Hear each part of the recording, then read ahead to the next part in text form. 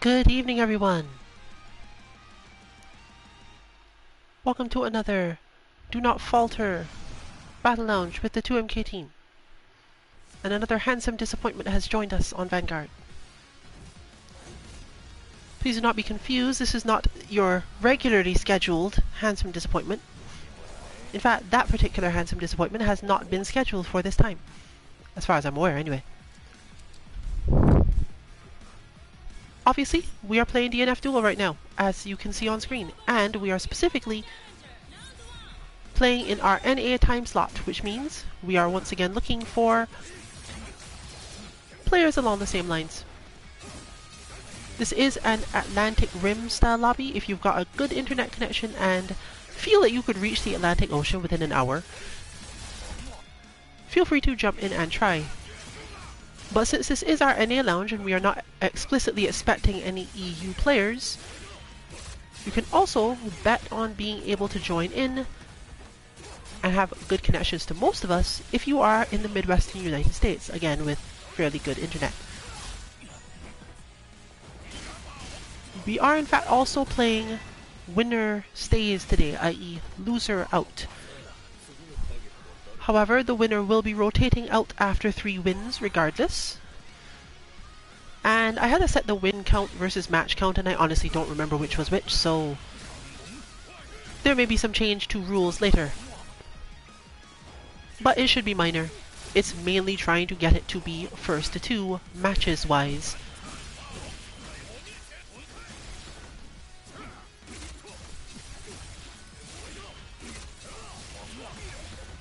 Here we have our Hitman doing Hitman things.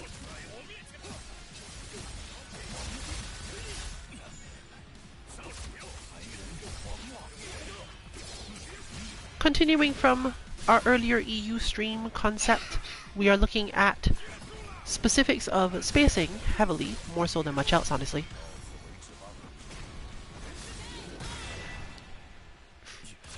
But we're also looking for...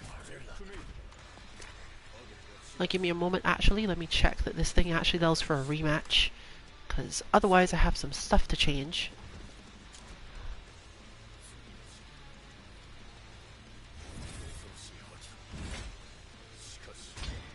Oh, is that what that does? Okay, I kinda got it.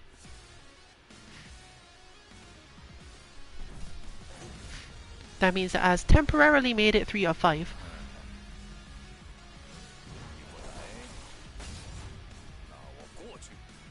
Their management choices so confuse me sometimes.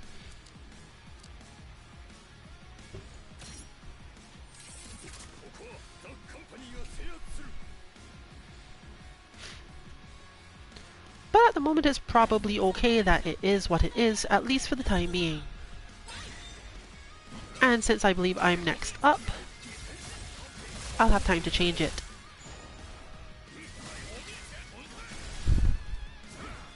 So we can continue on, and there's no problems with this being a best of 5 in this case. Hitman combos.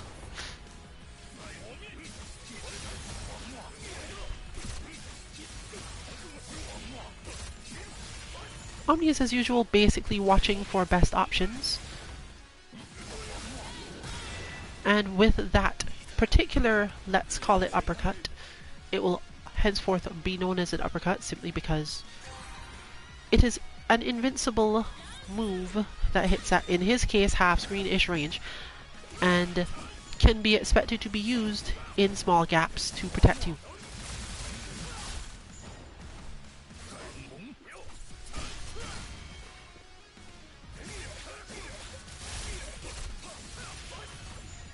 This game is relatively spacing heavy. And in fact, a large part of the first order strategies for understanding how to deal with multiple opponents is entirely spacing related. Pressure absolutely does have its place, but the pressure is so easily avoided, usually by spacing, that I'd say that spacing has higher requirements.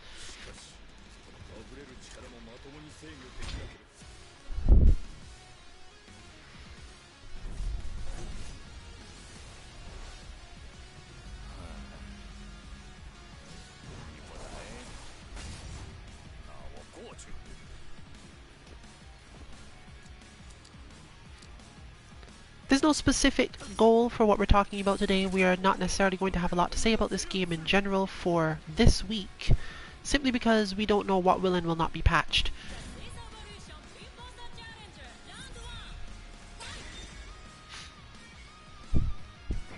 And therefore our usual lots of analysis and commentary is more likely to come up in the case of characters you don't necessarily see as often or that have really complicated game plans.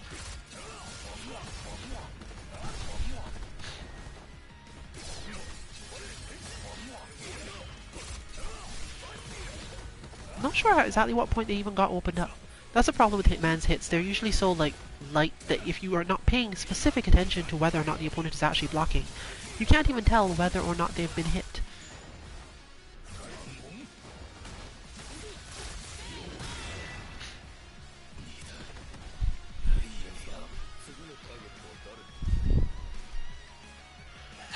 Let's see therefore if I have the time to make this change after this match.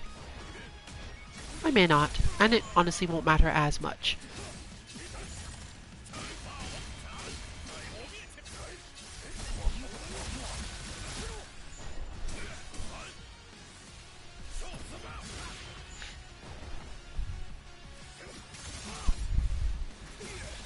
Got good control there. And I believe you could say that that put our Vanguard player off guard long enough for the rest of that to flow.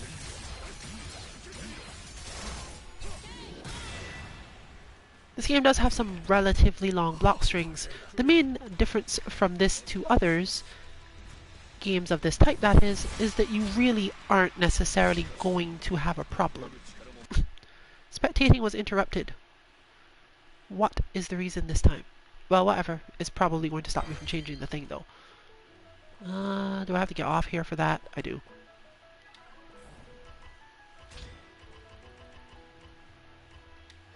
And that part is in fact not changeable. Which made sense, because really that's not one of the things you should be changing when people are actually playing already.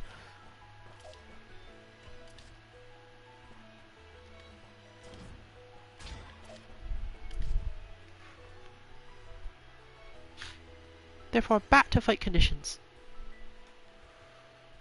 So today we'll be playing a little bit longer than we intended originally.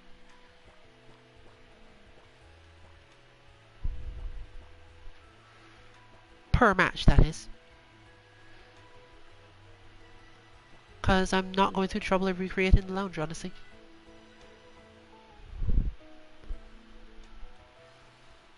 But at the moment I'm aware that nothing in particular is broken. This is just us waiting for people to select characters and enter the battle.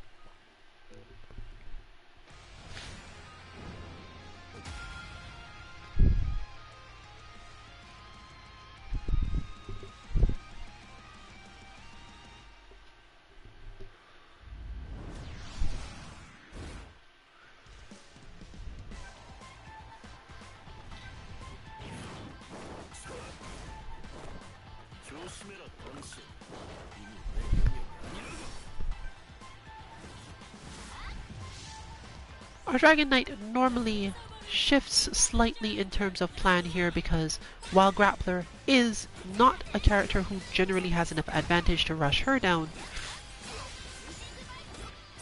he technically needs to, and therefore can be controlled a bit more than some other characters.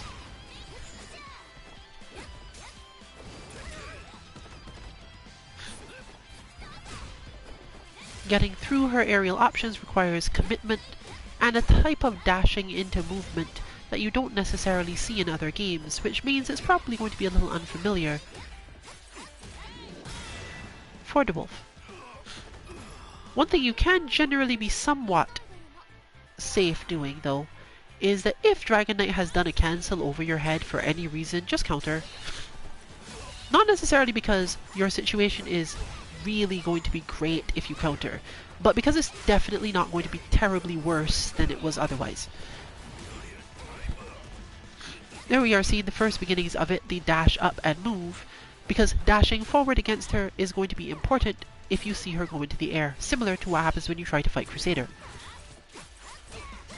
Waiting too long and trying to meet your opponent in the air, in this game particularly where there's so many ways to change your visible jump arc, let's say,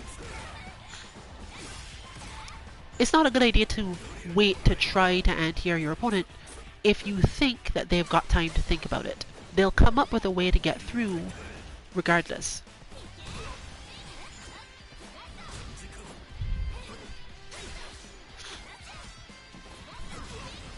For those of you who are not familiar, another thing you are generally aiming to do against Grappler is when you see that red tackle start to charge, just dash. You can dash and then block. Make sure to use the block button if you're going to do this, and if you happen to hit the block button while holding forward, you will dodge through, and chances are this will also work. If the move is frustrating you because you are having trouble getting through it because you're hitting at it, you can go for your low attacks as well, if you think that is going to help in some way. But since most characters in this game don't have strong enough damage or conversions off their low attacks for this to be a great idea, and as it's a game that basically only has two very normal style of attack buttons, you're not necessarily going to have as many different things you can hit.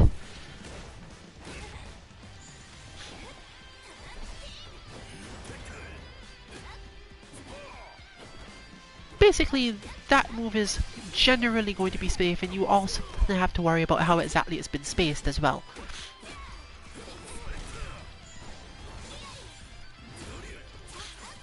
Dragon Knight does not tend to have to care this much about it because she's not often on the ground long enough where the red tackle is really going to matter a lot, but it's still a point. We see some good corner guard there.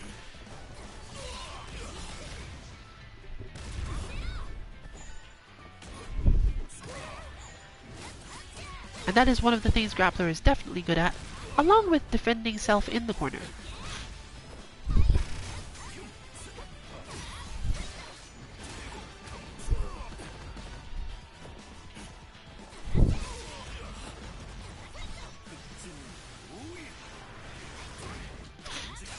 The vacuum was too far today.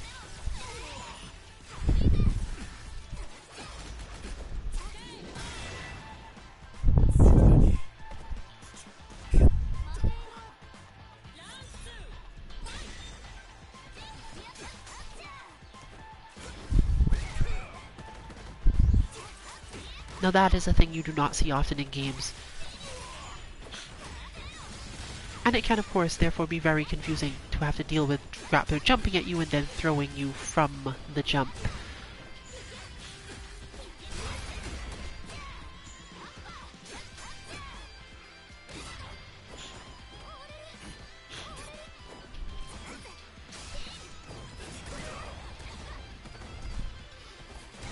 The general disadvantage you must face in this matchup as either side is quite simply that your strikes are generally short. Dragon Knight strikes will reach at longer ranges, but it also requires that she commit to enough of it that Grappler can often counter his way through them. So it's not in the best interest of either of them to be trying to dance around at close range to get a spacing advantage. You can do it, but your opponent tends to have enough options that you can't be confident that you will maintain it.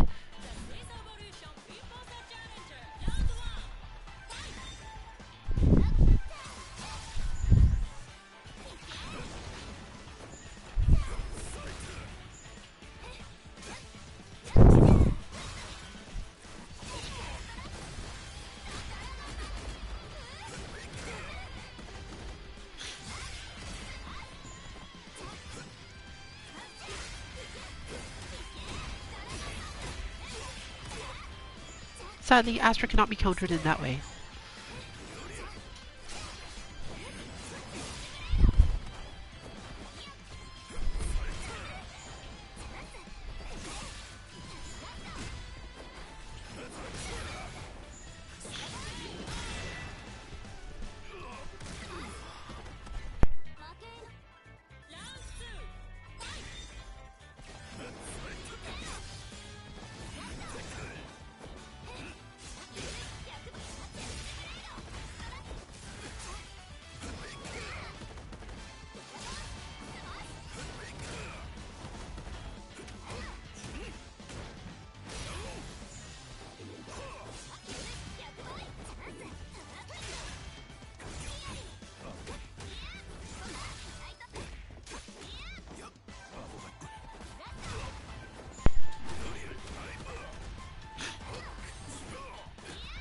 Lots of prediction is required, as you can see, the simply fact that you can't reach far enough.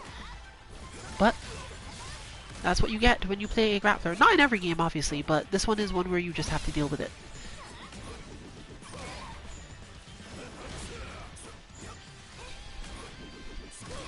You do get, however,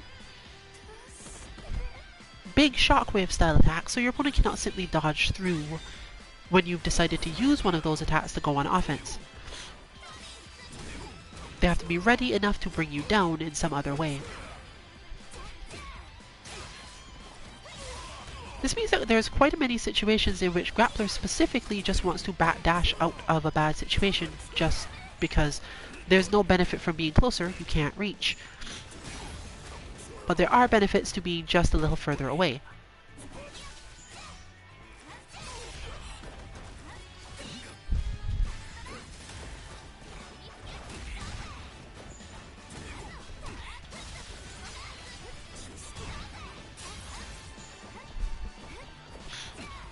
Another good demonstration of the point. The cancel became less dangerous simply because it was possible to be countered.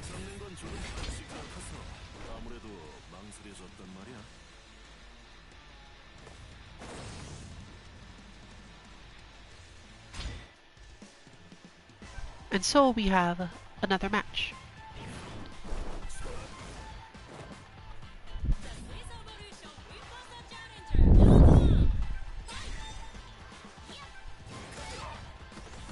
This game does not require seemingly a strong understanding of frame data outright until you're playing at least above average level, but it does require you to understand how frame data as an overall concept works. In short, if you understand why frame data has results that it does, being plus, minus, advantaged, and so on, this is different from knowing the actual frame data of any given thing that's happening.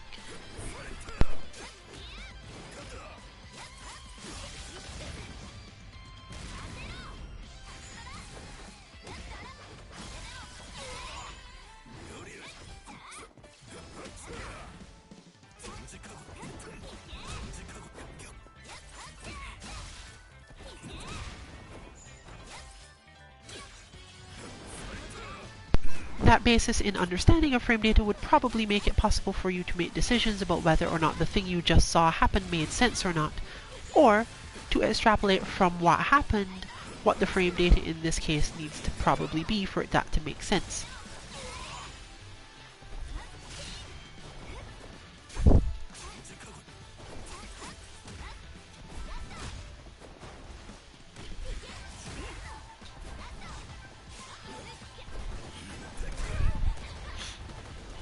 Lots of spacing there.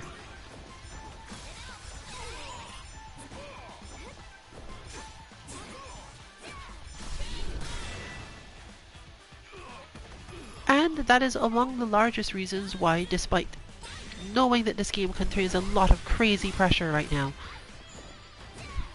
we're not necessarily all that worried about it.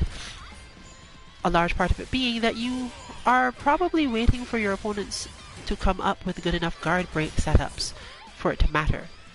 So far, our experience has been that people don't have those available to them yet, so those players, the type of player who basically just will keep on hitting buttons and making sure you can't move at all,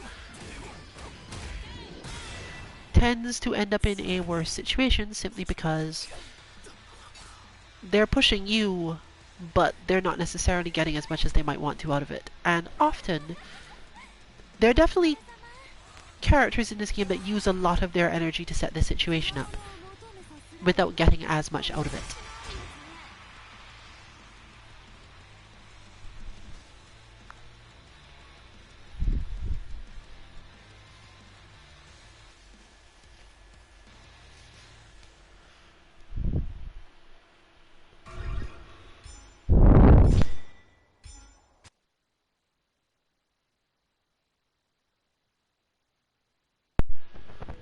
Internet. As mentioned before, feel free to jump in, and all arcade machines are open, so even if you are specifically not trying to be on stream, you should be able to get some matches with someone.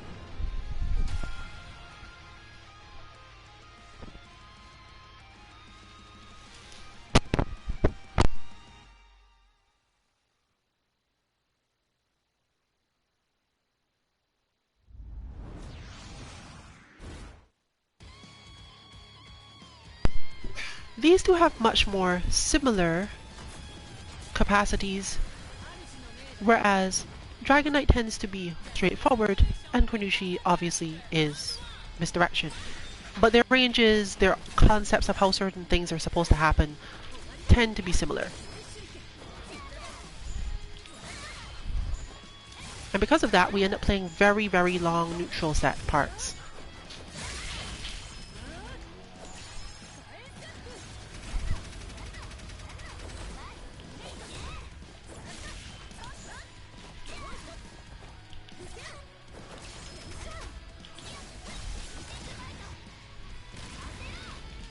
Pressure is a better thing to go for than not when you get the opportunity, but because of the way the neutral plays out, you get much less of it.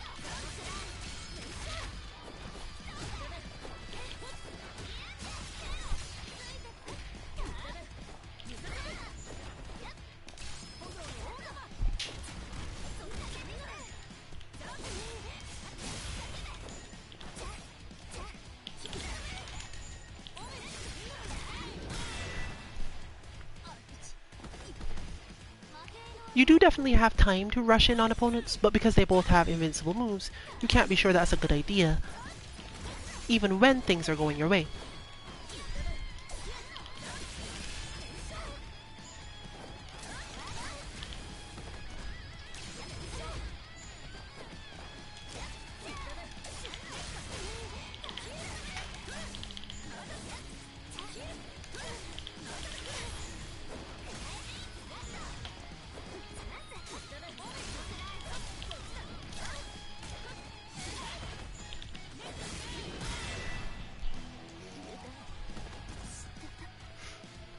As we get faster and faster, you're likely to see even more misdirection, and very precise spacings for just about everything.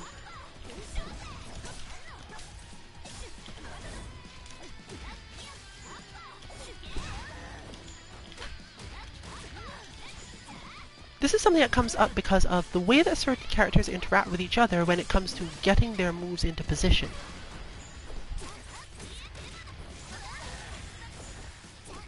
Basically, when they do their recoveries is important. They both spend so much time clipping each other at positions where it's hard to continue combos, and knocking each other away in ways that don't lead to good pressure, that things get complicated.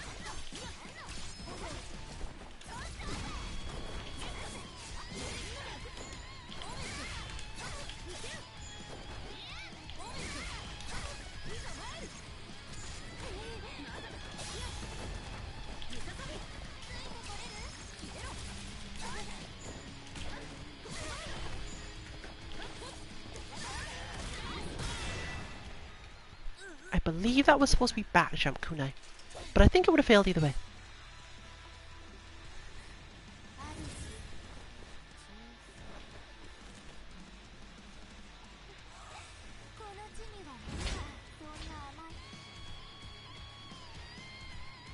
You will probably notice that because we are both players who are very pushy on pressure, that we will often take the opportunity for pressure once it exists, but most of the match just results in there not being as many.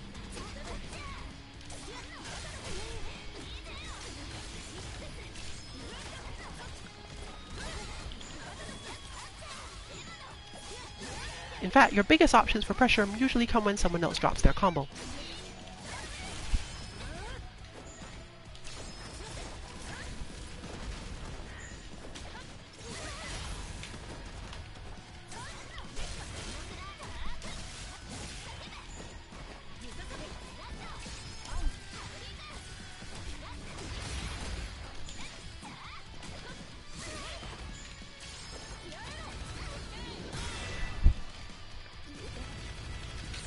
And as a result of that, you have to be really ready for those moments. Of course, you could slow down the match and specifically try to get to your pressure position.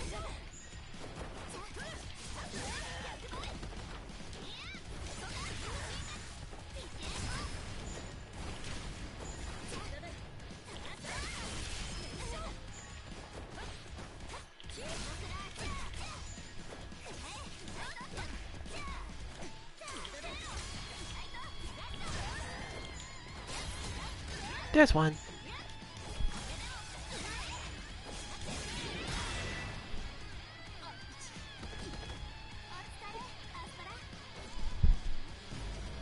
In fact, this part of the matchup is so important to it that understanding how to make sure you are basically never in that position is, I'd say, 90% of the matchup. Because once I'm here, I have to take a big bet.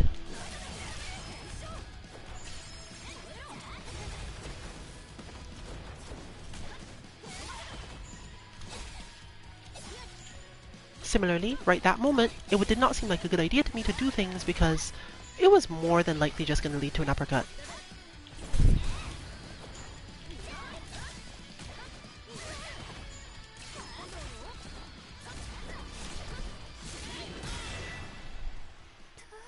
Fortunately, Kunoichi's flames hide a lot of her movement, and while you can absolutely just uppercut, it does remove the capacity to decide whether or not you're being baited.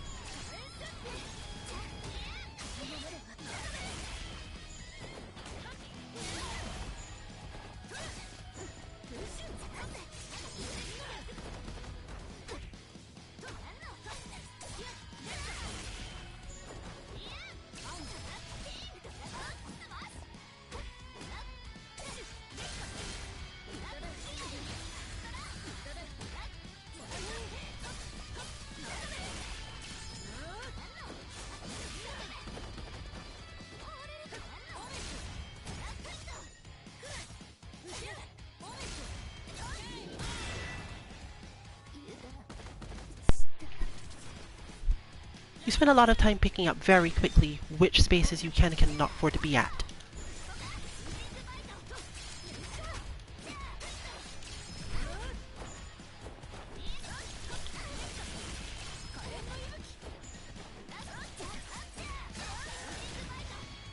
And in both cases, your primary concept is don't miss.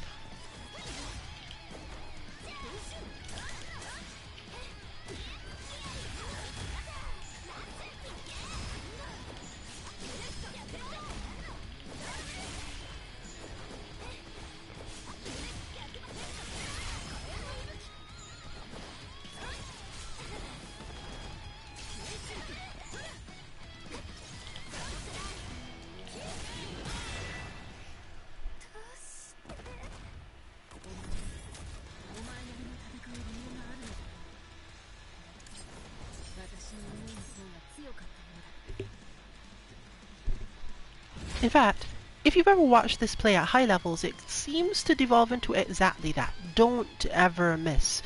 Because if your opponent is skilled enough at pressure, and you don't have a big enough bet left to take, you're just going to die. Especially because of the way that their uppercuts interact with each other.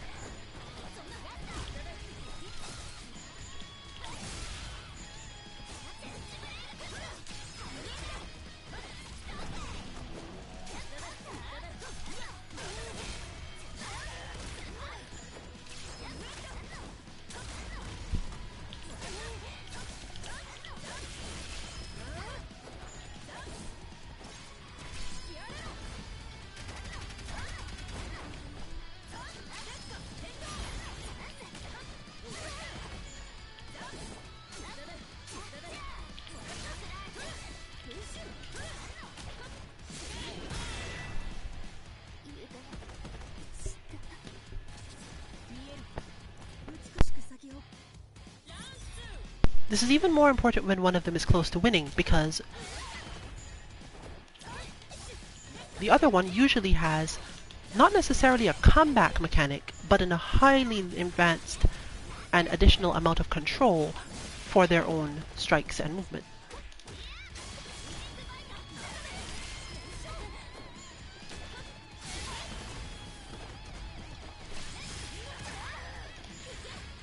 For example, right now, there is so much more MP available to our Dragon Knight that she doesn't necessarily have to care.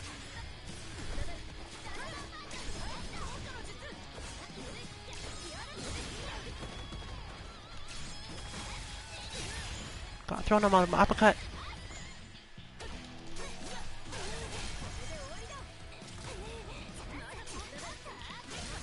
That was a spacing thing.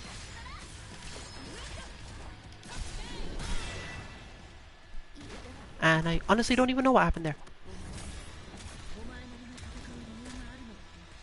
I'm gonna assume it was a slip on a block due to the frog.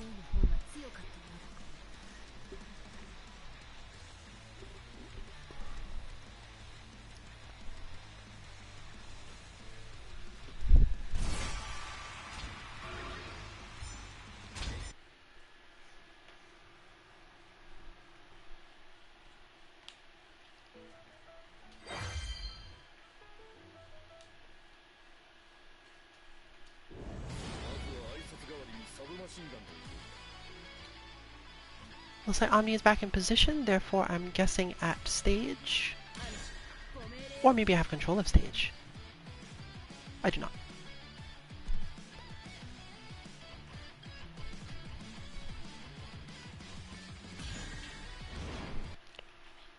Fine, I will accept my cover being blown and having to rely on raw ninjutsu skill.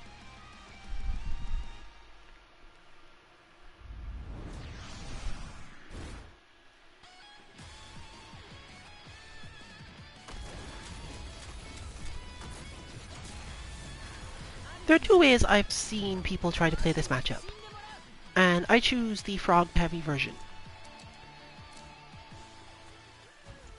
Hitman has so much coverage, but must aim all of that coverage. It looks like he covers just the entire screen, but he really doesn't. He does have a lot of gaps you can get into. But you can't necessarily get into these gaps without risking or sacrificing something. And in my case, it is risking and sacrificing a ton of mana for more frog.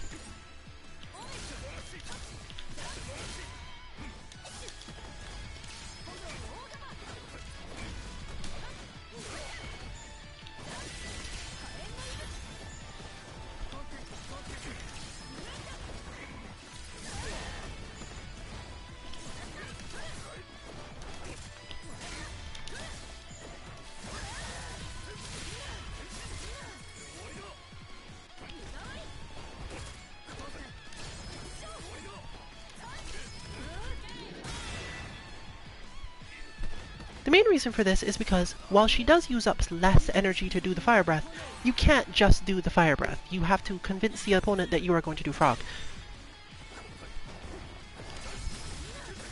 See, if I do raw fire breath, he can just charge at you. The goal of doing the frog as often as you do is simply that you get more trades.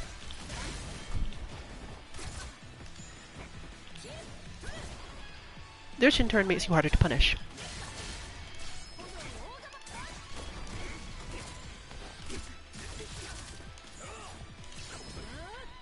A large part of the game plan in this game is just avoiding damage, and so far we've seen that across all characters. You spend so much time just avoiding damage that you might as well consider it a main strategy.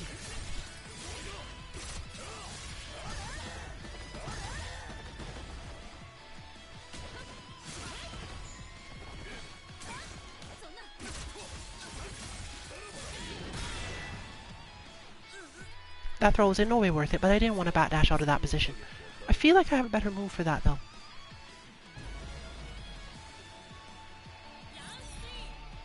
Oh, I remember now. Okay. A little hard on the execution, but not terribly so. because it must be instant jump done.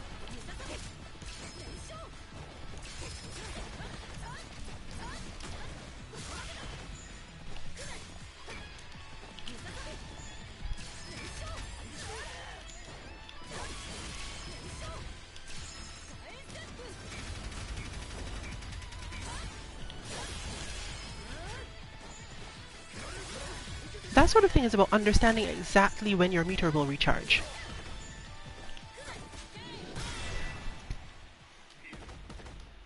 The more you play this game, the more time you will have to spend learning when exactly is my meter recharge going to start, and which moves don't reset it. Honestly, I can't give enough information on this because I'm still not sure in all cases myself, but that one I do know. Learning to do your moves differently so that the recharge and other things change is pretty simplistic, I guess. Only on characters like Enchantress and Swiftmaster does this have much chance of messing with your inputs and execution, so you can still try to make sure that you've got things like quarter circle forwards where you need them.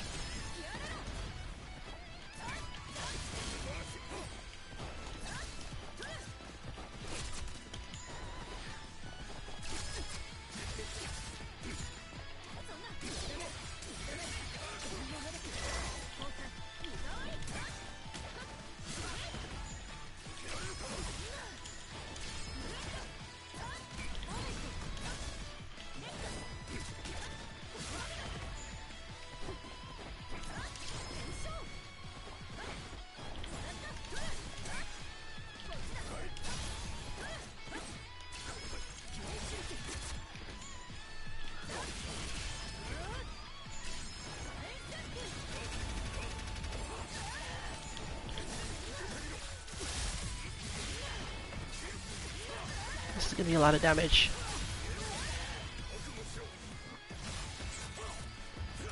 I may be saved by the scaling, but more importantly, if I'm not saved by the scaling.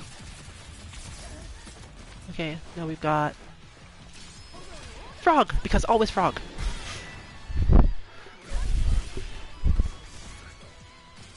But again, more seriously, this is because Hitman tends to take a long time to do things. They're just very good things when they're done.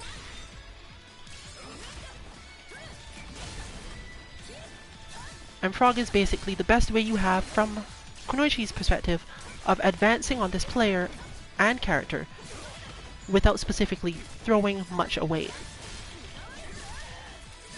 Because see that, like, as soon as Hitman even believes for a moment that you're coming for him, you're going to be hit by something serious. So, Frog tricks. All the time.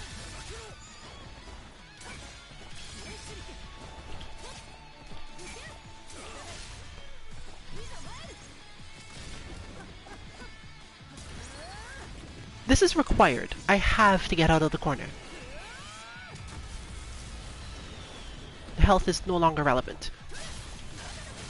But by doing that, I have lost all of the special effects that I get. And I forgot he can do that. I probably could have gone for substitution jutsu, I think.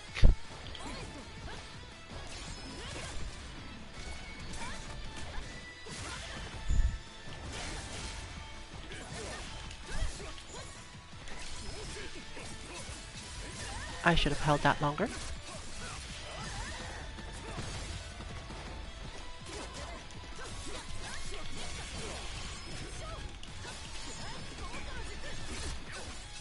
And I think I dropped that because there is something I'm supposed to be able to do there.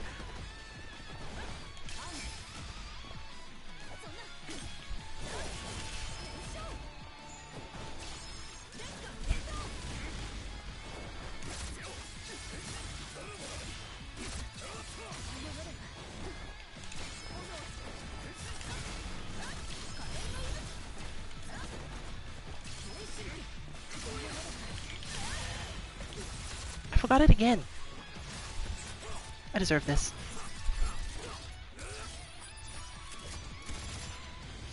On the other hand, you still have to sometimes make the bet because it's, strictly speaking, unpunishable.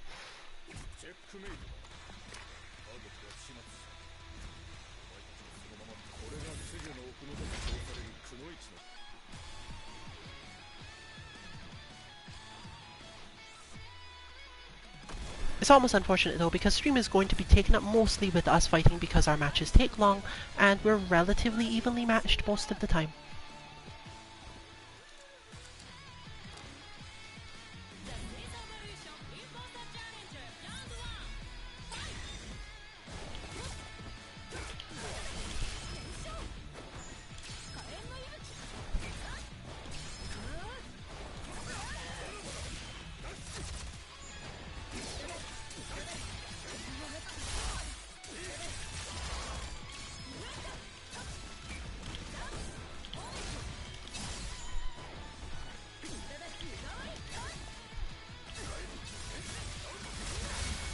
I was in the range for the 2B and I did not do the right thing.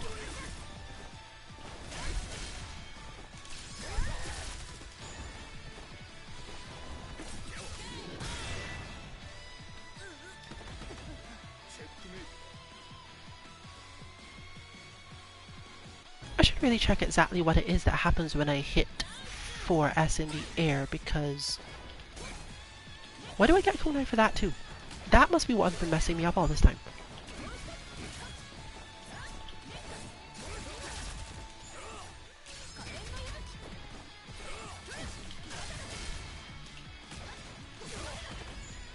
You can call that a shimmy, I think.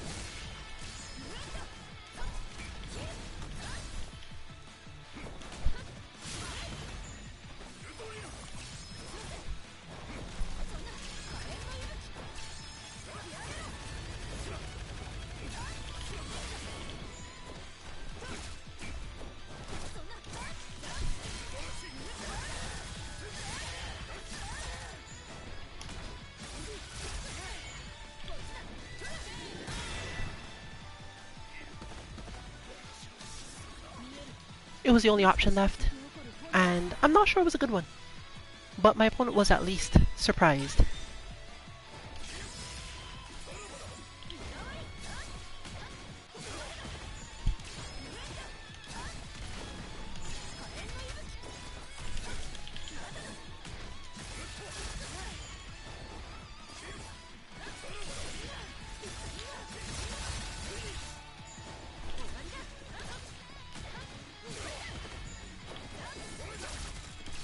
Never has double jump mattered to me in the game as much as this one.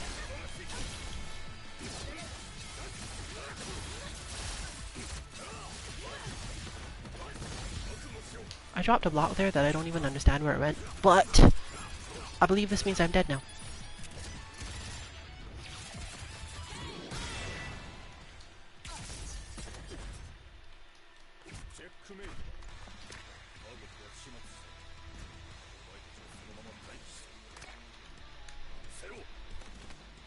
One of the main ways to not feel upset about these sorts of matches is to simply remember and recognize that that is not only Hitman's win condition, it is Hitman's, in many cases, only win condition. You can go very ham in neutral if you want to, and hope that the Kunoichi is there, but if she is not, for whatever reason, you are possibly going to take a lot of pressure and a lot of damage. Now, of course, because you can just uppercut out of her strings, she has to do even more misdirection, but most players of this type are going to figure out something. Whether it be because to do long pressure strings because you're not the type to actually try to get out of them, or just do things that appear crazy because it doesn't really matter to them.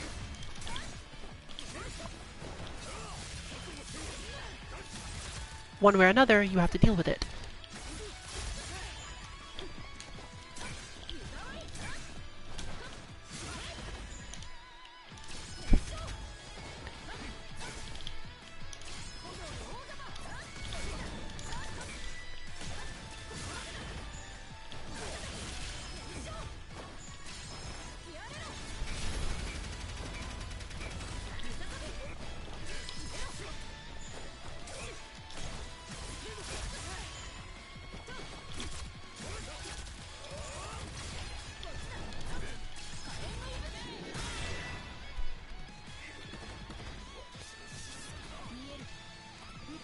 Another important thing is to not get too caught up on defense in this game. It is a game where you can afford to take a couple more risks than others, simply because your opponent's buttons are slower than they probably appear to be.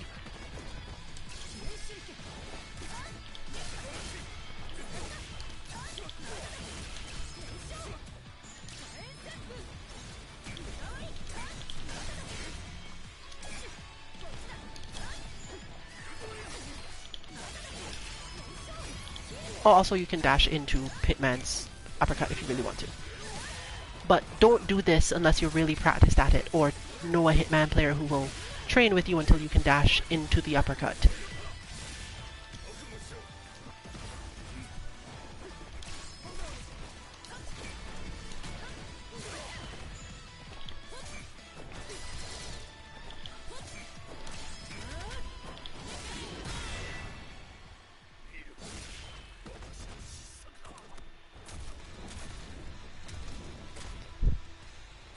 One of the keys with this character, and in fact many characters in the game that are faster, is simply just being always slightly out of the range of whatever your opponent wants to do.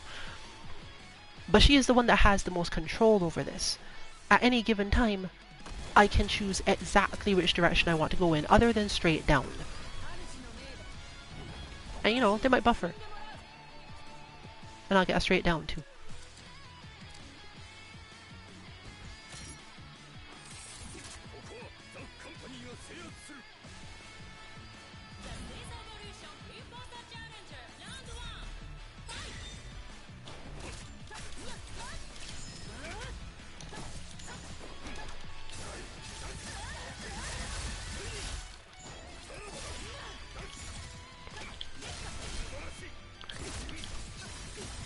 But here you see the problem. There are definitely players who would be unwilling to take certain specific risks and end up constantly in a position where you can't actually do anything to the Hitman, because he will always have advantage in those spaces.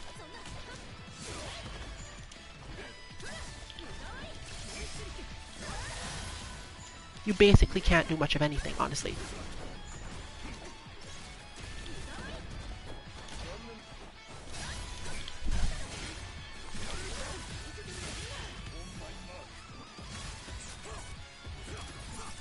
And that's the sort of reason why you don't go for pressure, for example. You could obviously bait it, but that depends so heavily on your position and whether or not baiting it would lead to something good were you to not actually be put there. You can be locked down enough by Hitman, especially Hitman later on, that you really don't want this to be your core concept.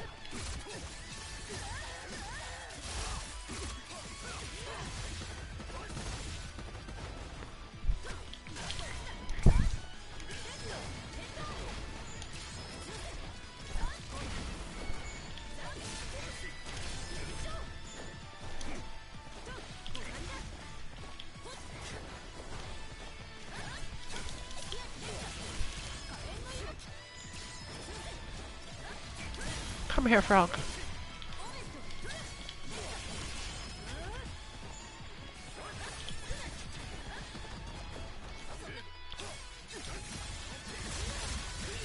For example, this is a loss condition. As far as I'm concerned, did I not do that back jump just now, I was dead. Not just in danger, just dead. And therefore, the back jump. But again, you have to really focus on the fact that you're not supposed to stand still enough for the Hitman to get a lock on you in the first place. And as the player gets better, you have to do more and more of this complex, complicated, sometimes ridiculous movement, just so you have any options at all.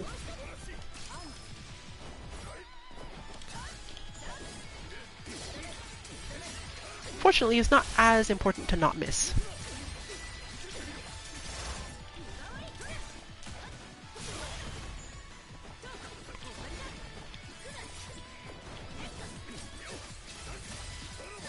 It is important to not get dodged though. See this scenario? My opponent just went, oh, I don't need to do this to kill you. I still have one more interaction I can win from. And therefore, pressure? No. if I pressure there, my opponent basically just has to guess when my pressure is going to continue, not even end. It is a matter of guessing, are you going to keep going? Because if you're going to keep going, then I can uppercut you, and if I uppercut you, then everything's great. I believe that would again been dead. I'm not sure if that was 3 wins from me or not, but... whatever, let's go. This lounge is definitely at least intended to stay open for a while longer.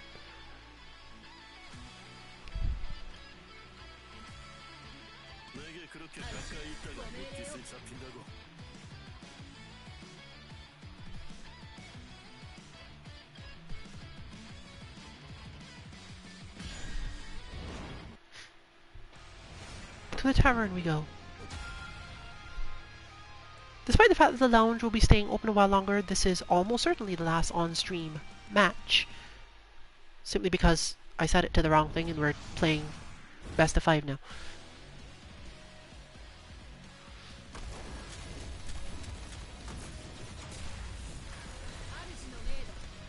I believe that these lounges do end when the creator leaves, so there will be a different lounge probably made by... I'm guessing Omni Rabbit, but it might not be. So you can look out for that after. This matchup is complicated, because the thing you'd want to do in one matchup is exactly the opposite. I don't want to stay in the air too much, but I don't have as many advantages of other kinds. See? My opponent has basically a very specific and very effective, let's call it one button, solution to me being in the air at the wrong spacing. And my best bet is to not be exactly there. But because he has that spacing weakness, this move becomes much more helpful.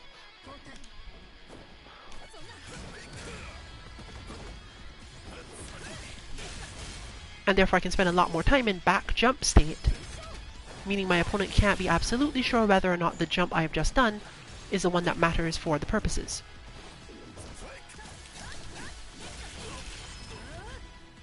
Aw. Rude. Well, today I have learned that that cancels my flame. Through, you know, sheer guts, I guess?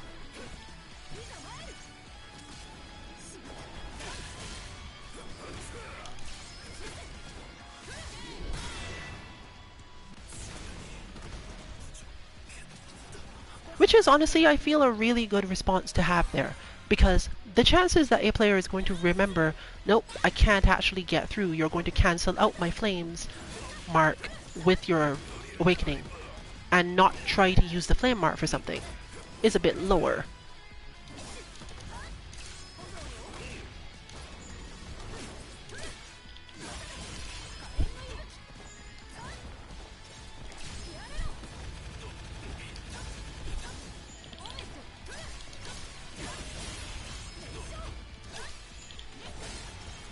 Still have to learn that combo properly.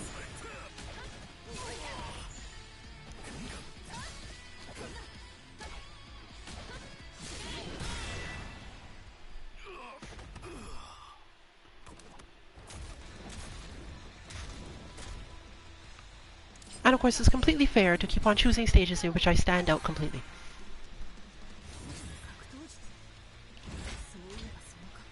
But I am not concerned about this. When worst comes to worst, there is always Frog.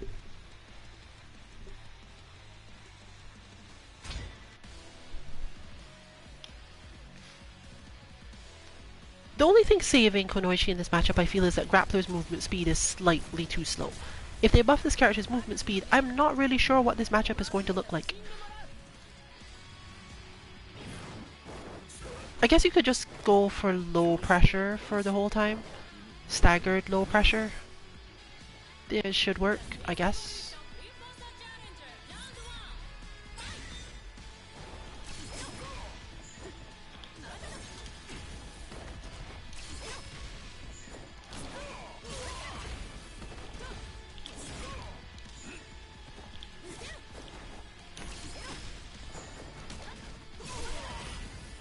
From the grappler side, there's not a whole lot of great answers to this. You can prepare for me to do that, obviously.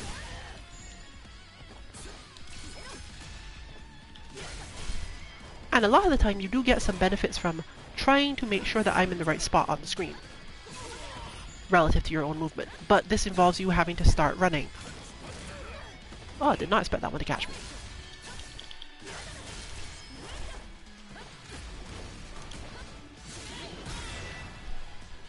Teching the throws is not necessarily a lot of help, but it definitely is better than not teching them. One other thing you can do that's usually much more gutsy is that if you think my spacing was in any way off for the frog hit, use your command grab on my way in.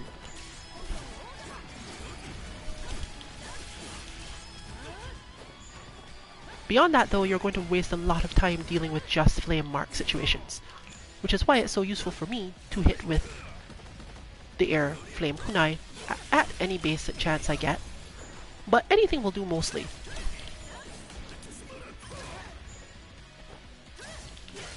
That was actually supposed to be a bait because I was sure my opponent was going to awakening to get out of it again.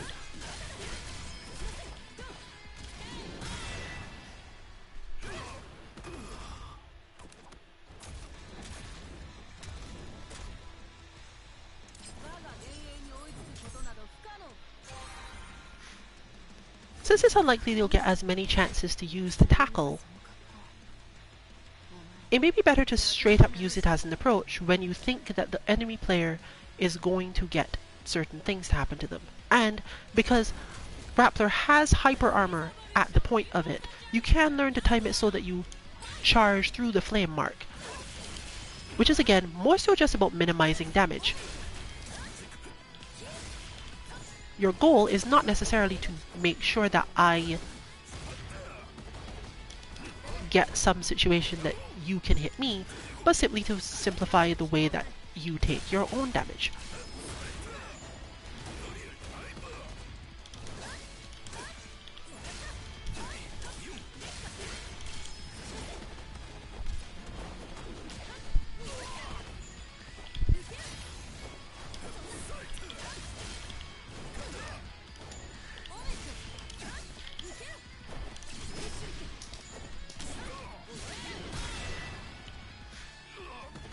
Unfortunately, I feel as if this is not so much an execution test, but exactly what you'd expect from a match between a grappler and a ninja. If you don't know exactly what position I'm at spacing-wise, you're going to die.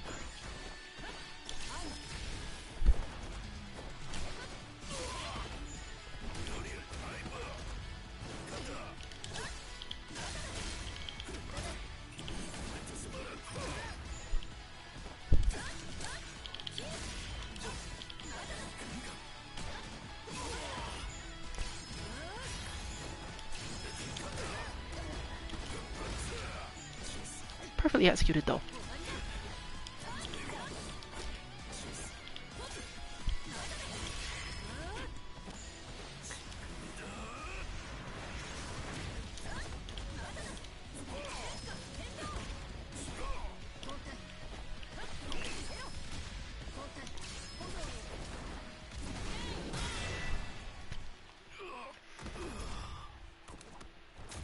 And that brings us to the end of our stream with another victory for Frog.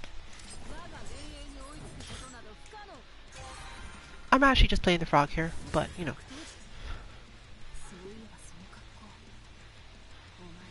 You can find all of our bots for our other games, as this game does not yet have a good way for us to enter them in the way we like to, at our website 2-mk.org, and information on our upcoming streams at 2_mk_FGC.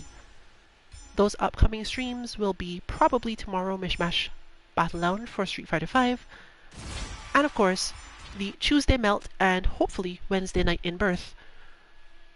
If you don't recognize the names of those as games, then you probably don't care.